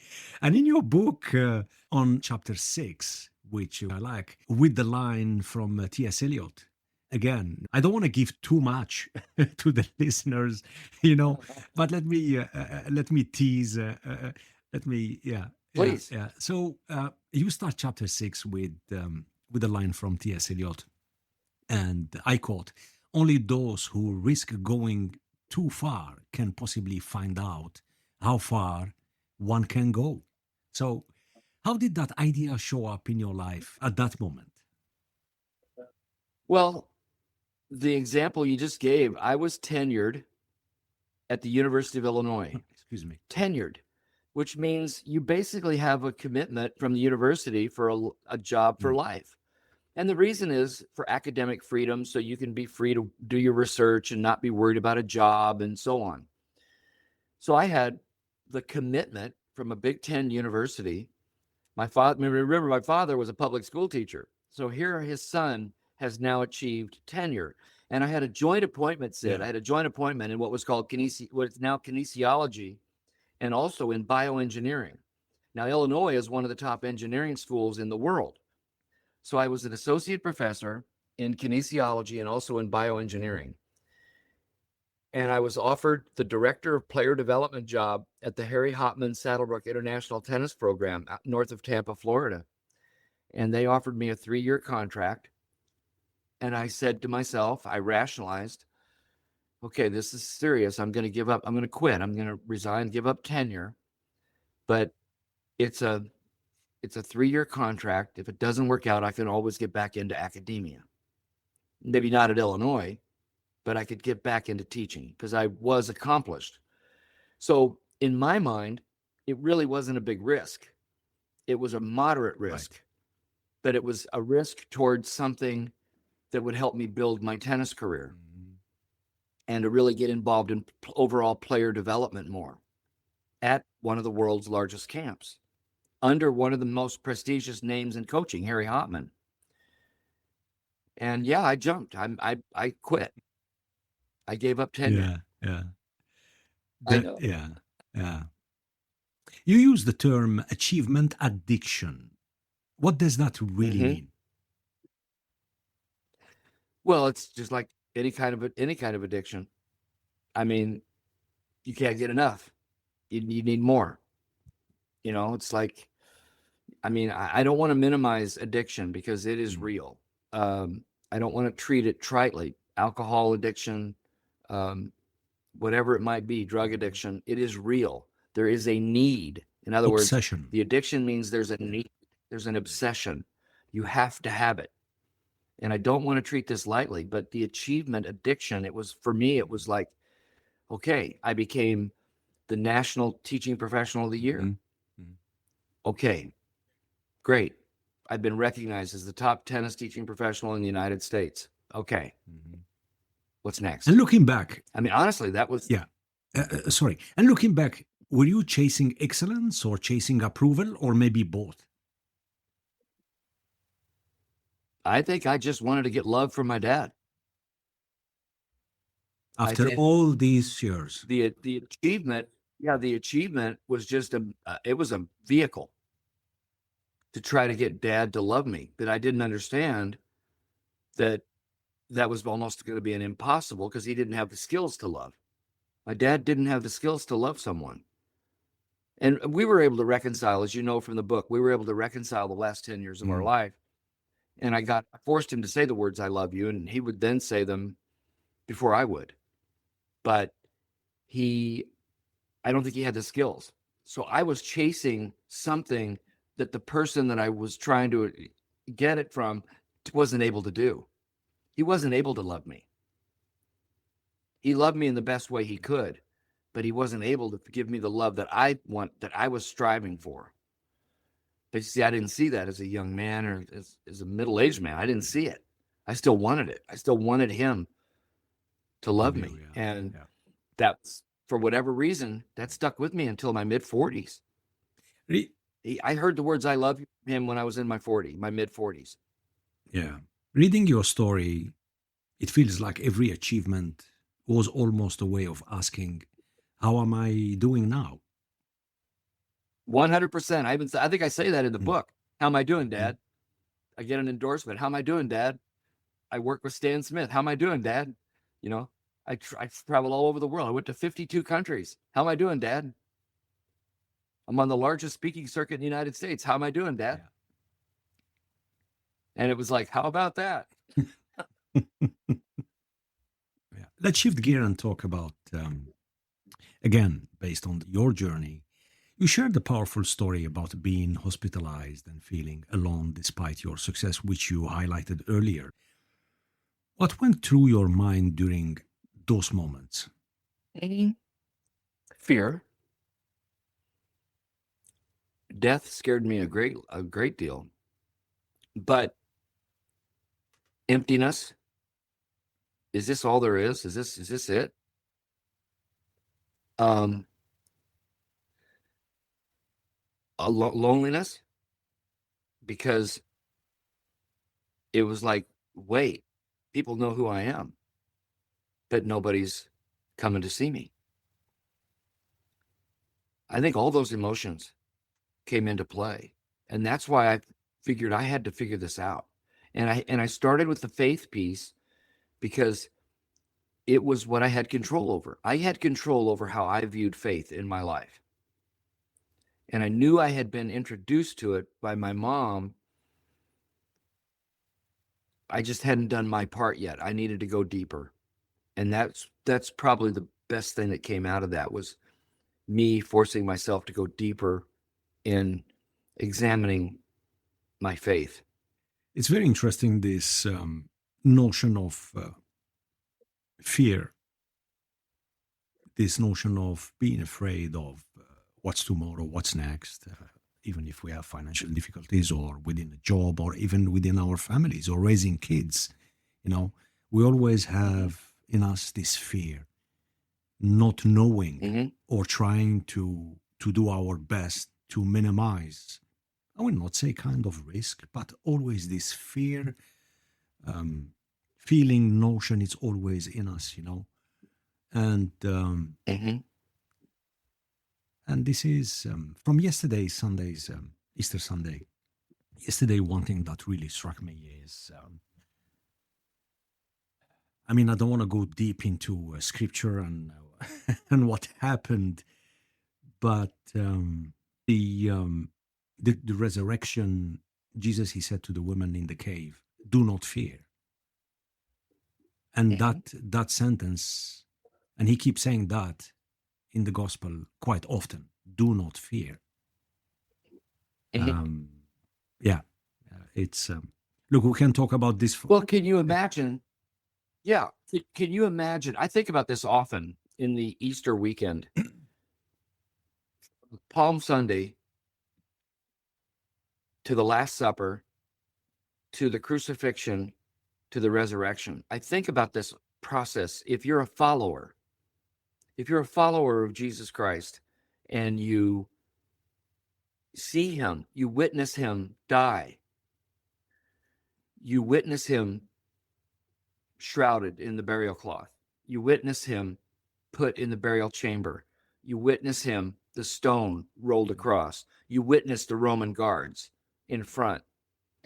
And I've often thought, can you imagine what their life was like over that next 72 hours? Yeah, Talk about fear. Talk about the unknown. Talk about, I mean, they saw everything. yeah, They saw the absolute grotesque nature of the crucifixion. mm, They saw the Roman soldier put the spear into his side. They witnessed everything. Can you imagine the fear, the depth of fear and loneliness that they felt? And then on Easter Sunday, we're human. See, again, we're dealing with human, the fragility of being human. That there had to be disbelief. There had to be disbelief. The tomb is empty. And then that he appeared 3 different times in front of dozens of people. The idea, and then resurrected, the entire concept of being human during that whole process, you start to understand the depth of the fear and how fear can overtake us. mm. Fear is a great paralyzer, Yeah. It is. It is, and and it's real. yeah, it is real. It's It real. is real, and in the midst of suffering, because we all suffer, and there is no avoidance. It doesn't matter how well you plan your life, you have no control. Like we were talking about the sporting outcome, life as well is the same. You know. Now let's bring this into everyday things, like fear of in competition. There's fear of losing because you might upset someone. You know, there's fear. There's actually a fear of winning Mhm. when you get ahead in a sporting event. We've seen it numerous times over the years. I mean, dozens and dozens every day. You're ahead and then you lose. The fear of putting it away, the fear of finishing it off. There's an actual fear. There's a fear of, well, how am I going to play in the win today? There's a fear of you're playing a better opponent on paper. There's a fear versus what you're in control of. See, this is the idea that fear The very famous quote from Franklin Delano Roosevelt after Pearl Harbor: the only thing we have from fear, greatest fear we have is fear itself. Yeah. There's a lot of truth there. What is it you're afraid of? I often ask young athletes who are struggling, what is it you're afraid of? And they'll write down, I'm afraid of disappointing my mom. I'm afraid of disappointing my team members. I'm afraid of disappointing my coach. I'm afraid of letting my school down. And then I actually have them write down, okay, what if the greatest thing, what if your greatest fear comes to truth? What is disappointment from your mom going to look like? And I have them journal it. And then they find out that mom's going to love them no matter what. Oh, so I'm not going to let mom down. Okay, what's the greatest disappointment from your coach? You're going to let coach down. Okay, then we have a conversation with the coach. Coach is still going to love you after today too. And then suddenly, all the things that they're afraid of, I see you smiling, Sid. All the things that they're afraid of. I mean, I often used to do this with people. How many of you have ever worried about anything? And everybody raises their hand. We're just, sure, we've worried about stuff. And then I ask people, how many of those things in your life that you've worried about really transformed into something you should have been worried about? None. Yeah. And if we have to ask, how do we cast out fear?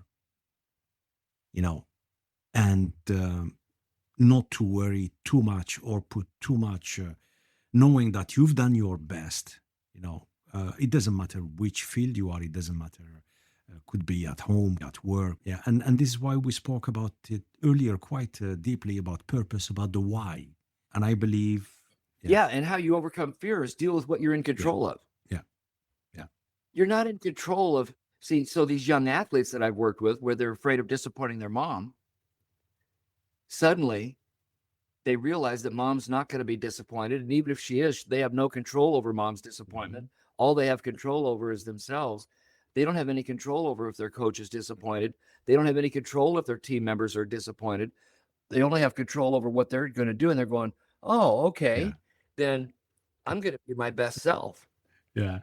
And then suddenly you've got this athlete that you're going, who are you? And what have you done with the young person that I'm just talking to? Because they've understand that this fear thing is so much out there and they have no control. They're fearful of things they have no control over. And suddenly they start performing out of their mind because they've eliminated all the fear components. Yeah. Jack, how did faith reshape your life and decision moving forward? You explained earlier to our listeners when you started exploring faith and deeper meaning. How do you see the impact, let's say positive impact, in your life? Well, for me, again, telling my story, I no longer had to please my earthly father. It was about pleasing my heavenly Father. And I'm saved through grace, not by works. So the idea that the grace that I've been given and the mercy, it's undeserved. It's undeserved grace. It's undeserved. It's, the merits don't deserve the grace. So I've got grace no matter what.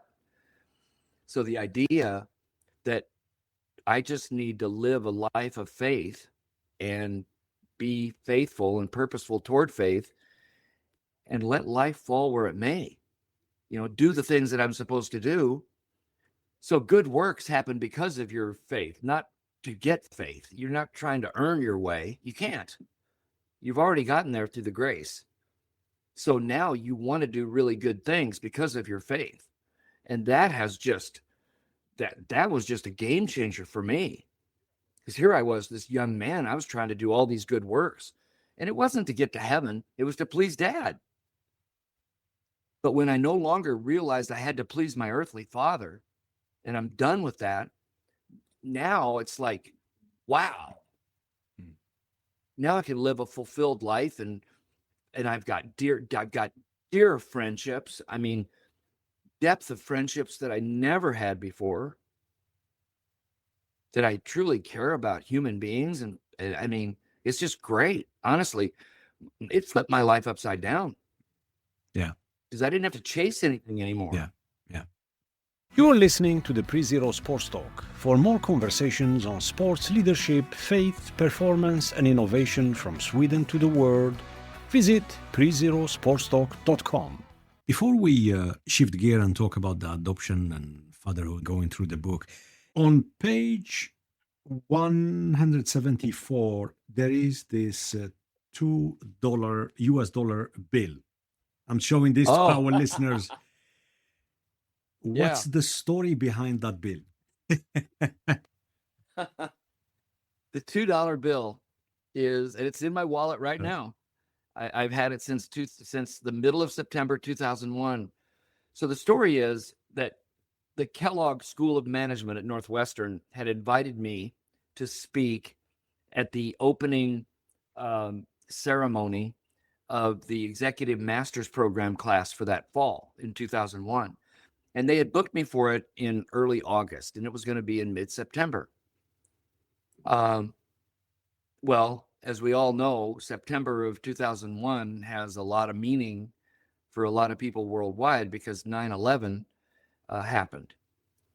And it was the following week that I was supposed to speak. So here the headlines were America is attacked and everything. I mean, just incredible what was happening. And I'm thinking that the school is going to cancel, this ceremony. But no, we're going forward with it. So I prayed now I'm praying about, okay, how do I got nothing. I mean, but I have to, because part of our program was around purpose in our business. So here I am, I'm going to be talking about purpose. I've got to talk about this. I cannot. So I prayed about it. How do I do this? And we were able to have a great discussion. It was this incoming students. Now, these are all executives. So this is the Executive Master's Program. They're all executives and their spouses or partners. So it's families that are here at this meeting.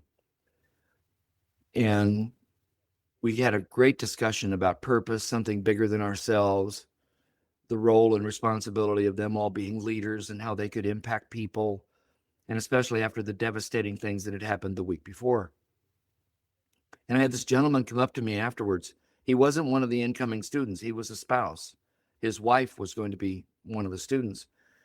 And he approached me and he said, he shook my hand and he thanked me. And he said, I want to give you this. And he said, I didn't know what this was at the time. He pulls out his wallet and he said, when I meet someone who impacts my life, I give them a $2 bill. And it meant so much to me, Sid, that $2 bill is in my wallet to this day, everywhere I go. And it has been. It's not as new looking as you can see from the picture, but that is the $2 bill, and it's in my wallet.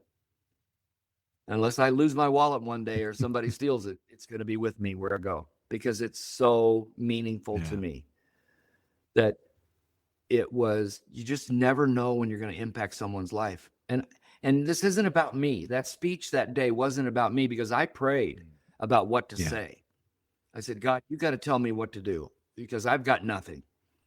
I'm not that skilled. Again, I'm not the sharpest knife in the drawer. So how do you want to use me? And then he gave me the $2 bill. Thanks for sharing that, Jack. Thank you. You traveled to China and adopted your son. What was that experience like? Well, my wife and I had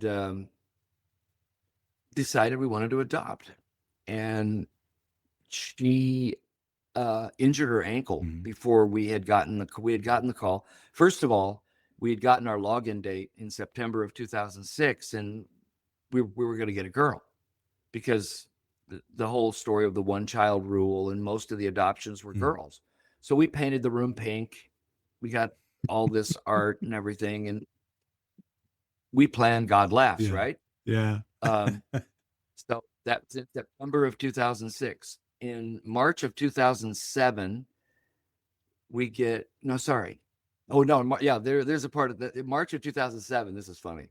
We get a call from our agency that neither of the parents could be over a certain age in their 50s, and I was already there. And they said, "Oh, but you're okay." And I'm going, "Well, why are we okay?" And they said, "Well, because you've already got your login date. You are," and then this is the joke in my family, "You are grandfathered in." Haha. Because I'm old. I'm Yeah. older, obviously. So, all right. So now, fast forward March of 2008, we get a call from the agency. China has slowed down. It looks like it's going to be at least 2 years before. And she did not mean anything by what she says now, but she said it's going to be 2 years before you get a normal girl. Mhm. And we hung up the phone, and it was like, we looked at each other. What is What is normal normal? Yeah. when you're dealing in this? So I called her back, and she said, "Well, that just means it's a child that doesn't have any special needs." Mm. And well, tell me about special needs children. She said, "Well, it's the Waiting Child program, and it's children that have not been adopted yet." And I said, "Well, we're interested in that. Mhm.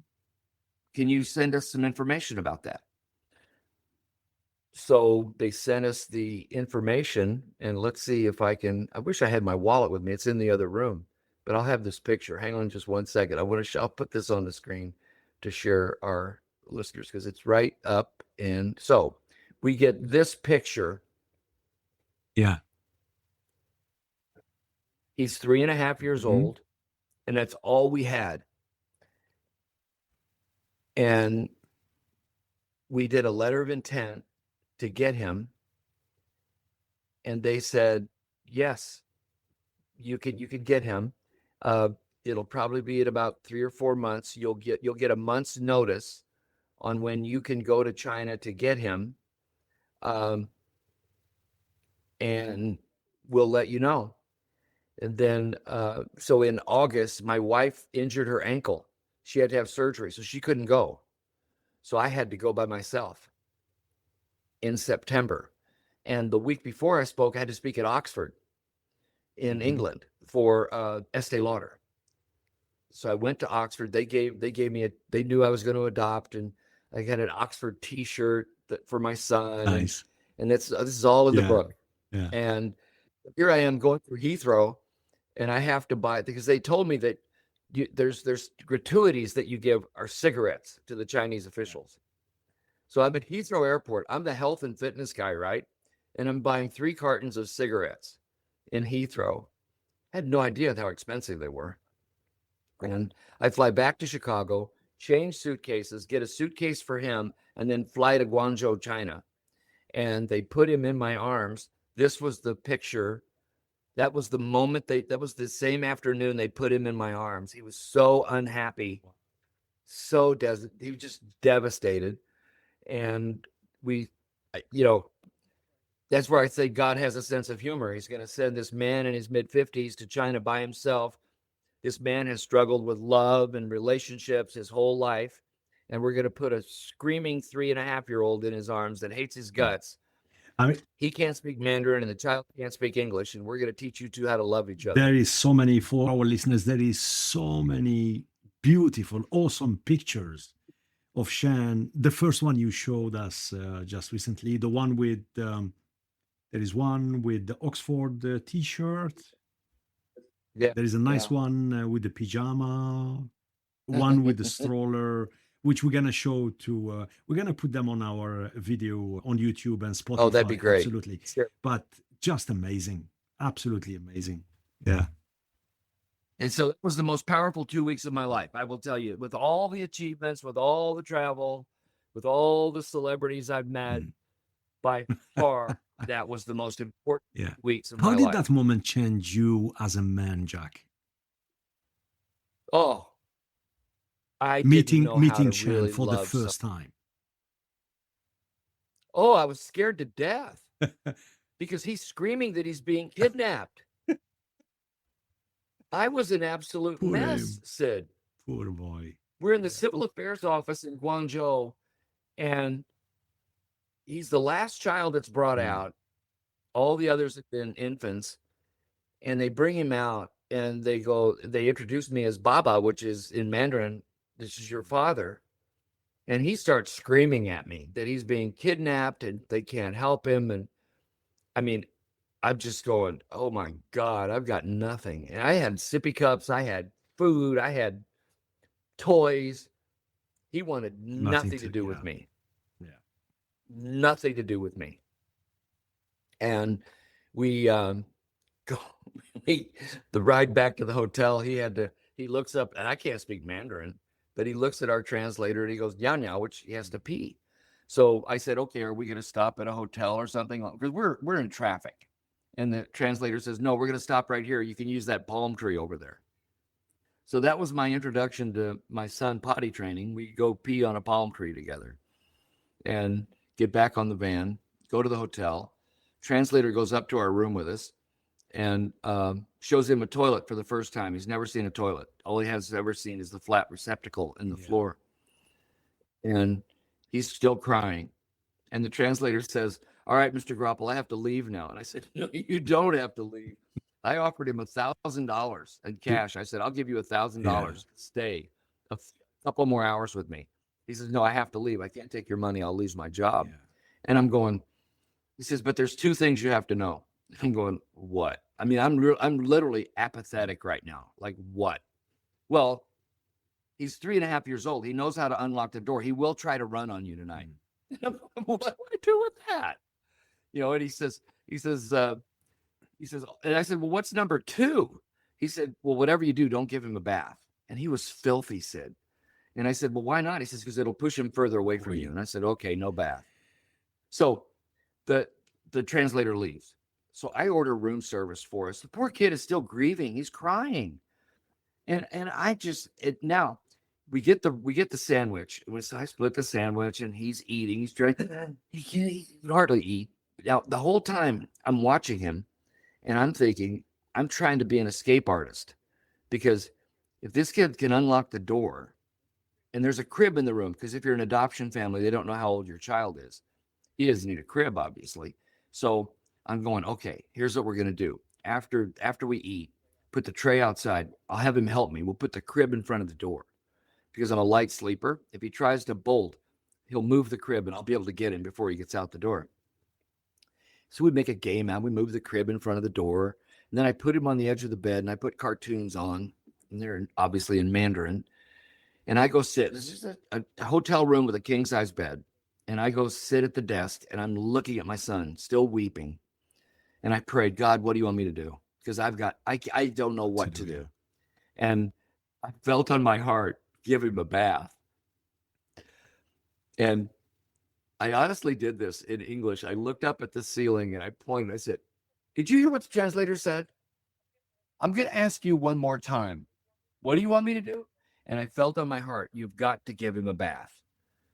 And I said, "Okay, here we go." So I take him in the bathroom and he starts screaming. He's so scared.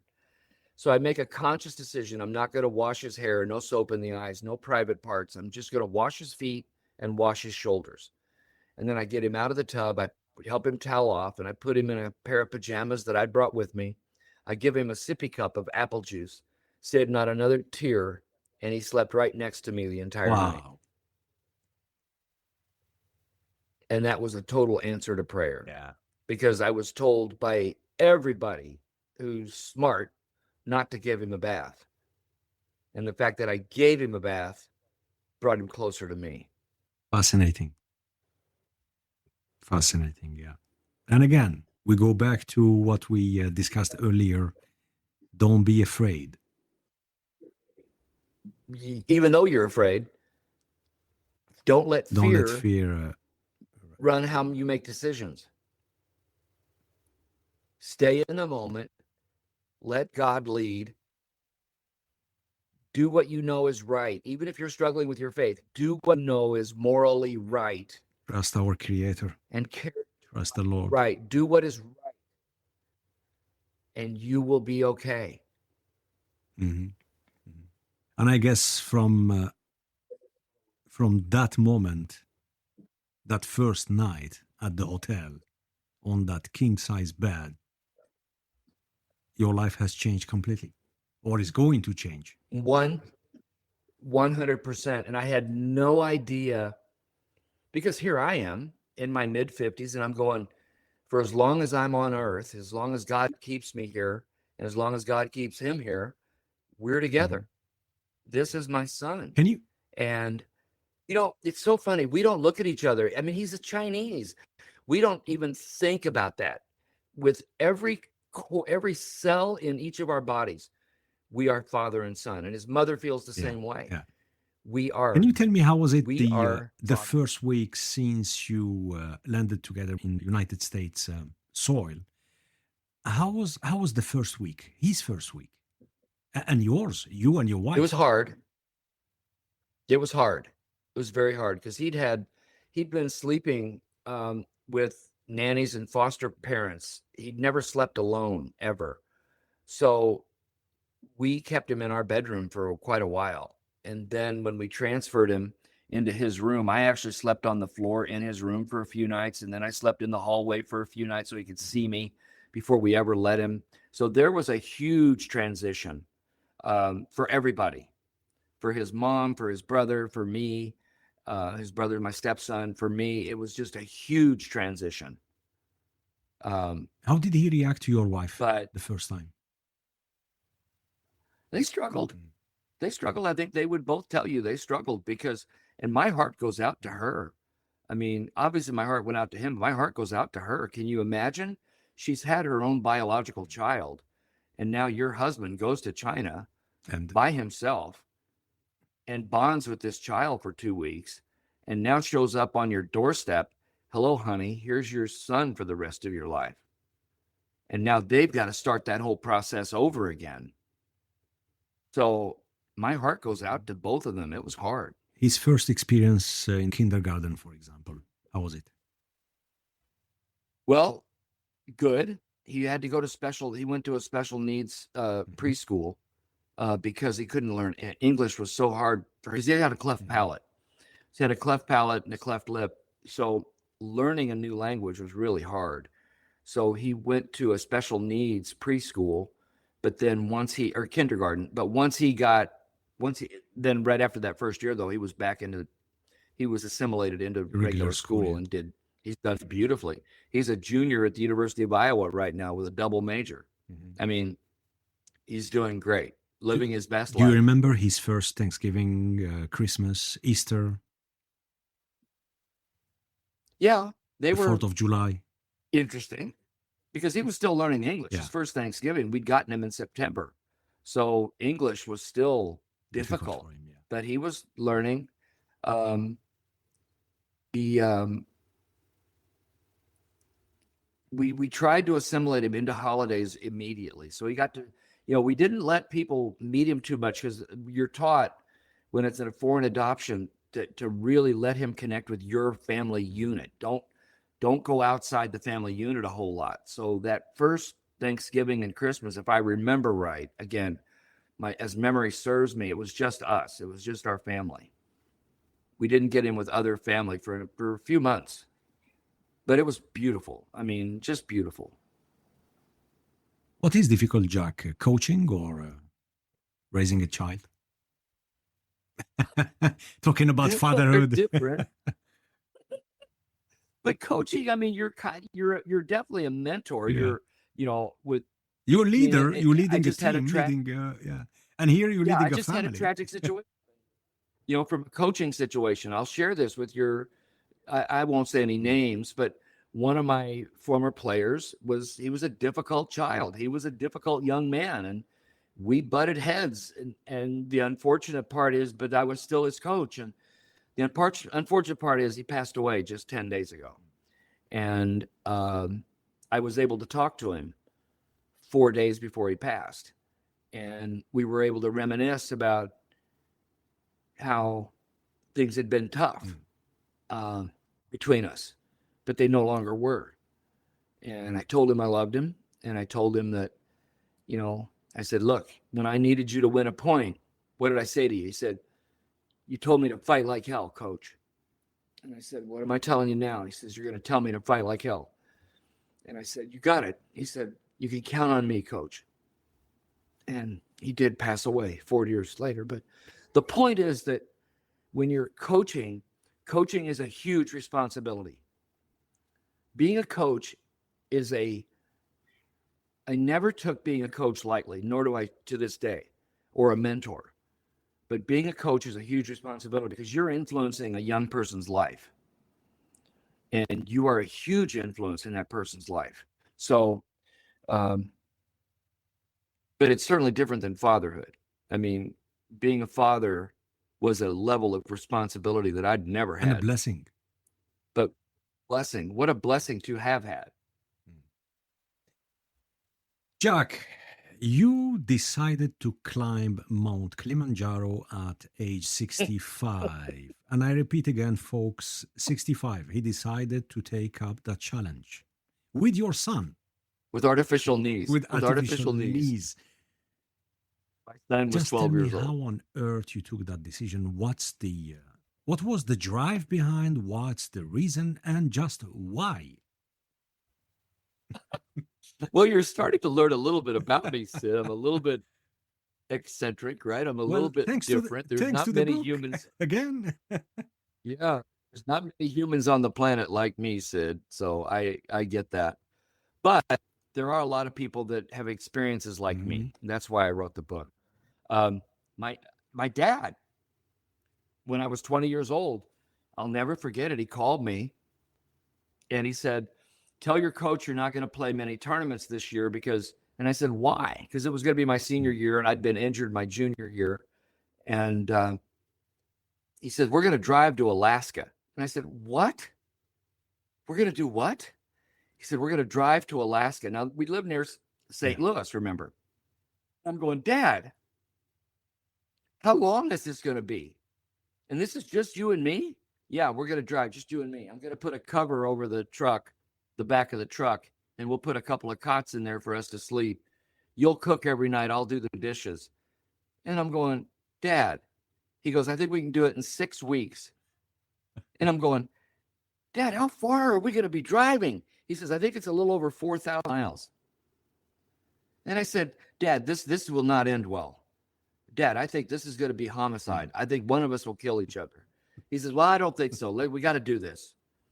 So we did it. And there were some tough moments that I tell the reader about in the book, but that was the beginning of a years-long process of my dad reconciling with me and I reconciling. And it was because of and when my dad died, the pastor that gave the eulogy at my dad's funeral said that all dad ever talked about was the trip to Alaska. So I get my son, and I'm obviously an older father, and his mom and I had gotten divorced. Now let's let the listener understand that there's that situation. And I wanted to do something with my son that was memorable for he and I, like Alaska for my dad and I. But you've gotten to know me now. I'm kind of a go big or go home kind of a guy. So I started researching what could we do as an adventure. And I'd always had an affinity for Africa, by the way. I'd gone once before in tennis. I'd gone to South Africa and I loved it. And I found that Kilimanjaro was the highest mountain in the world that you could actually hike, that you don't need any technical gear. So I started doing a whole lot of research on it on my own. And then I said, this might be something cool. So I called his mom and I said, now we're divorced. And I said, "Hey, I'd like to do something with Shannon." She knew all about my dad in Alaska. She had known my dad. And basically I assured that I would do everything within to keep him safe. And if something happened to me, that I would put there would be people going with us that would get him back to her if something, God forbid, happened to me. I took her through all of it because I tried to prep. And then she said, "All right, sounds good." And then we hung up. And I called her back and I said, "Hey, I haven't even talked to him about this yet. So do you mind not saying anything to anybody?" And her response was just precious. And I just think it's so funny. She goes, "What am I going to do? What am I going to do? I'm going to call everybody and tell them, what does this blanking idiot want to do now?" You know, and I just think that's kind of me. I mean, that's kind of the people that know me. What does this blanking idiot want to Yeah. do now? you know. So I took our son to Rocky Mountain National Park. I didn't ask him. I wanted to see how, because remember the cleft palate, I didn't know how he'd respond Mm. to altitude. And we hiked at Rocky Mountain National Park for a week. And he did really well. We were at 12, 14,000 feet. Now, understand Kilimanjaro's a mile Yes. higher. It's 19,341. There's nothing in the continental United States. And I wasn't going to take him to Alaska to climb Denali. So we're at Rocky Mountain National Park and hiking gone well. I said, would you like to go higher? He goes, sure. How much higher? I said, about a mile vertically. He goes, where? And I said, now he's only 11 years old. We'd do it next year. We'd have to train, but we would go to Africa. Yeah, let's do it. So now the wheels are Yeah. all set. Everything's in motion. I was working for Johnson and Johnson at the time, and I got 3 colleagues at J&J. I got a couple of friends who his mom knew. So I was surrounded by people that if something happened to me on the mountain, that we would get him back to Yeah. her. And everything was put into place. In fact, on the day I started climbing on Kilimanjaro, J&J had a global movement challenge. So the chief human resource officer had a global hall meeting, and everybody had their own movement monitors on their wrists and everything. They were all tracking me and our team climbing on Kilimanjaro. Wow. And then so I posted from Instagram each night. We had a satellite Mhm. connection that I posted on our progress on how we were doing. So I was under pressure from that too. Not only when I'm doing this with my 12-year-old son, I've got 140,000 employees at Johnson and Johnson following Yeah. me to get and our team to do this. And for those that are watching, I've got a picture, and there's pictures of me at the book or in the book if you decide to read it. But yeah, that was an amazing 8 days. We were on the mountain for 8 days, and I took a tennis racket and ball, hit the highest volley on planet Earth at the time. That was Yeah. fun. Took the racket out of the bag. The guides didn't know it was. They thought it might be a weapon. They had never seen a Mm. tennis racket before. Now, reaching the summit, did it feel like a closure or a new beginning? 100% a new beginning. 100%, not closure at all. It was like when I got there, it was almost like when I got my PhD, and Robert Singer, my dissertation advisor, who I mentioned earlier, he put his arm around me and he said, now you realize how much you don't know. It was like there's an open frontier out there. And that was the same feeling I had on top of Kilimanjaro, that yes, we accomplished it, but it wasn't like the past. Like I wasn't saying what's next.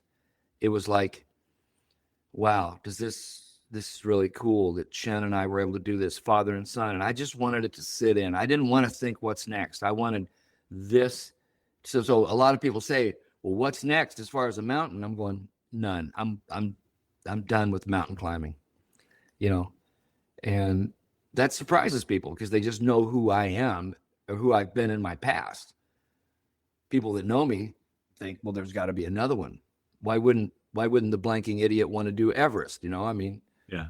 well, Why even the sharpest knife in the drawer it doesn't need to doesn't? do Yeah. Everest. Yeah. Why did you choose the title Mountains Within? Well, as I was on Kilimanjaro, that I mentioned this earlier, that I realized that everything I had faced, the difficulties with my dad, the difficulties with marital relationships, the difficulties that I'd had, yet all the accomplishments the biggest mountain wasn't the mountain I was on at that time, that external mountain. The biggest mountain was the one within me. And when I'll never forget when we were on the mountain the second night, we were at about 12,000 feet, and the skies cleared, the clouds cleared, and we saw the summit of Kilimanjaro for the first time. And all I went was, "Oh, you got to be kidding me!" I mean, it was so far away and it was so high, and I'm just going, "There's no way." And I said, "This is exactly like my life.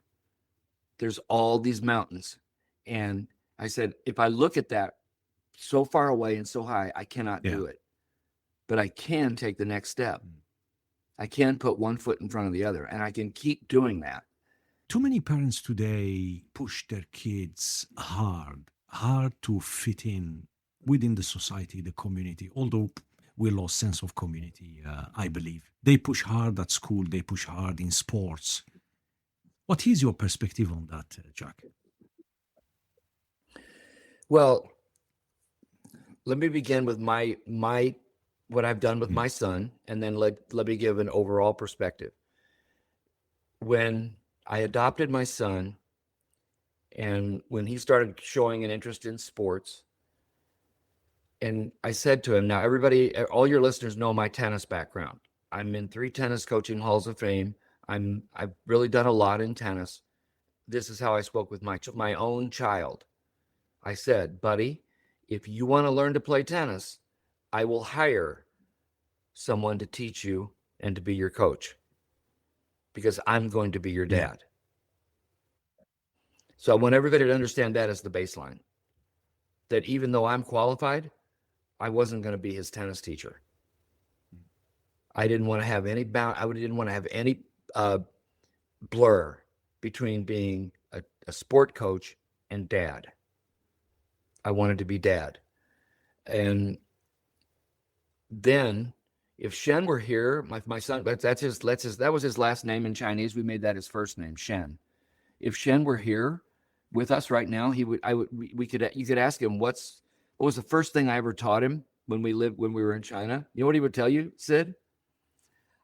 Now this is a 3.5-year-old who doesn't know any English whatsoever. I taught him how to shake hands, look somebody in the eye and say, hi, how are you? And then it was, hi, I'm Shen, how are you? With eye contact and squeezing. He would tell you that was probably the most significant lesson he got in China. Mm-hmm. Now, why am I telling you that? Because parents, it's not about pushing your kids to be great in sport. But yes, you should push them. But what is it that you push them at? You push them at being great in character, helping them understand who they are. They should be playful as children. They should have fun. They don't need to specialize. It'll happen. My life is a perfect example of it will happen if it's meant to be. I fell in love with tennis. I taught myself to play. My parents probably couldn't afford lessons for me. They couldn't afford it. My aunt was fairly wealthy. She was the one that gave me all my rackets and all my shoes. It wasn't my parents. They couldn't afford it. I'm not a big fan of pushing in sport. I'm a huge fan of being a great parent. And I think it's about character, because at the end of the day, if your child loses a sporting event, you don't want them being concerned if you're disappointed in them about how they performed in that sport, unless they performed badly. Like if they cheated on a line call, or they started screaming, or they called somebody a name, or they cursed, that's where you come in as a parent. But that's about character. That's not about the sport. And I hope I want to be really, really clear on this. You're the parent and you are responsible for character issues, but you're not responsible on whether they win or lose in a sport. And yeah, I get it that you might want them to be good and practice. And that's, again, are you doing it for them to be good in the sport, or are you doing it for them to improve their character? Yeah. So I'm pretty strong-willed about something like this, because I've seen way too many parents ruin their relationships with their children because they're trying to be both coach and parent. Yeah. And more. We've seen it quite. Now I've seen some do it. I've seen a few do it, but not many. Yeah. Jack, after everything you've experienced, success, struggle, transformation, what do you believe is the real purpose of our time here? To glorify God in all that we do, to be whatever God created you to do, I mean, that's my mission statement. It's in my book. I mean, whatever it is God created you to do, if he's created you to be a spouse, you be the best spouse you can be.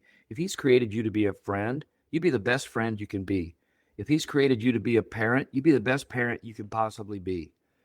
If you're a godparent, you be the best godparent you could possibly be. Whatever it is God's created you to do, you deserve to do it to the best of your ability. Jack Groppel, thank you so much for sharing your insights on performance, purpose, faith, and redefining success. It has been a pleasure having you on the show. It has been my privilege, Sid, and I'm honored that this is your 100th episode. It So is. honored. And on that, to our listeners, please order your copy today, Mountains Within, on Amazon. Again, you won't be disappointed. It's a must-have, must-read. And I leave you with a few words from the one and only Coach John Wooden about success, because we need that, and we can use it in our daily life. Success is a peace of mind, which is a direct result of self-satisfaction in knowing you did your best to become the best you are capable of becoming. Thank you for listening, and see you soon. Thanks, Sid. We want to thank you for joining our show. If you enjoyed this episode, we have more for you. You can now watch the entire episode on our YouTube and Spotify channels. While you're here, subscribe and don't forget to tap the bell. Visit prezerosportstalk.com to explore more conversations on sports, leadership, faith, performance, and innovation. From Sweden to the world. Until next time, stay curious, stay inspired, and make a difference. We'll see you soon. Take care.